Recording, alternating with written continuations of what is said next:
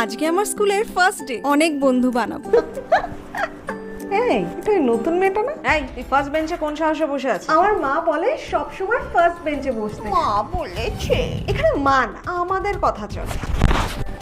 চুপচাপ পেছনে গিয়ে বস, নাহলে তুই ভাবতেও পারবি না তোর সাথে কি হবে। এই আসছে, চুপচাপ এদের পাশ দিয়ে বেরিয়ে যাই।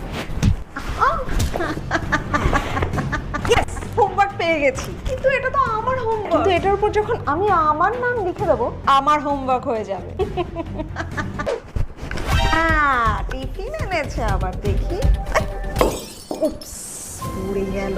ও ভুল করে জল পড়ে গেল তোর গায়ে।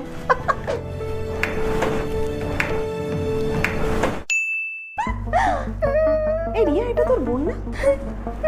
এই তুই কাঁদছিস কেন? দিদি, কি হয়েছে? স্কুলে আমার দুটো ক্লাস